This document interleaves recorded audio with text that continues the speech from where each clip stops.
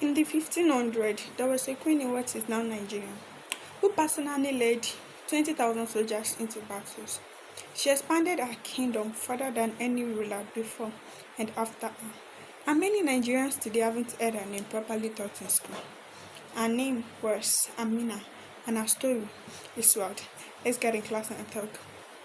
Before colonial Nigeria existed, the north was home to 7 major Hausa cities, which are Kano, Katsina, Daura, Gobe, Rano, Garungabas, and Zazzu, which we now call Zaria in Kaduna State.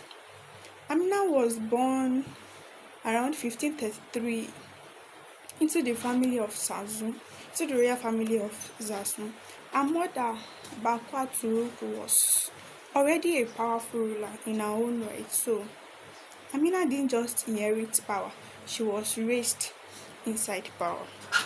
While other girls in courts were raised for domestic life and marriage, Amina trained with the royal guards. She learned horseback riding, combat, military strategy, skills Arusa prioritized in its ruler.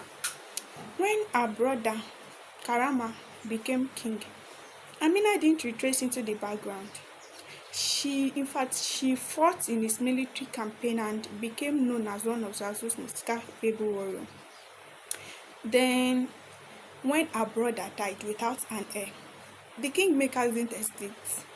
They chose her. Let her sink in. A 1500 West African kingdom, and they handed military and political power to a ruler, not as a symbolic gesture, but because she had proven she could lead. Amina didn't waste time. 3 months after taking the throne, she was back on military campaign, and she stayed on campaign for most of her 34-year reign.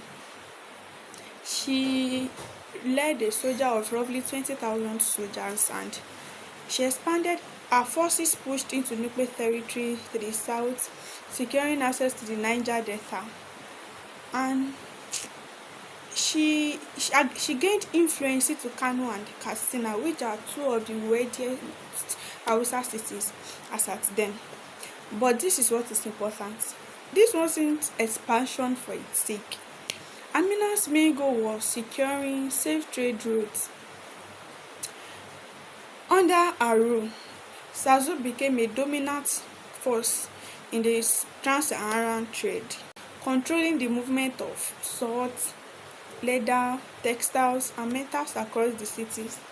She was also credited with major military innovations like introducing of metal armor to Hausa warfare and the building of fortified earthen walls around conquered cities and camps. Those wars are called Ganuwa Amina or Amina Wars.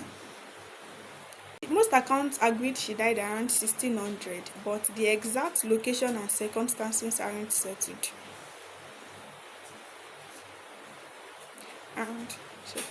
But why isn't Amina a bigger name? Partly because most of pre-colonial African histories were passed down orally and not in written records colonial historians prioritized, and partly because her story didn't fit neatly into the fashion of history that got taught after colonization, and partly, let's be honest, because she was a woman who ruled through military strength, and that has never been an easy story for history books to make room for. But the walls she built are still there. The safe trout she secured shaped the region for many generations. And the fact that the Hausa kingdom handed military and political power to a woman, verified and not legend, should be common knowledge and not a surprise. This is just one queen. There are more leaders, kingdoms, and moments in the Nigerian history that got buried. And I'm going to keep digging them out, one story at a time. Comment if you don't know this one. Drop a comment if you don't know this one, and subscribe to know the next one when it drops, because I want to start covering stories close to home for as many of you as possible. And please don't forget to subscribe to know the next one when it drops, because trust me, it's gonna be worth it. See ya.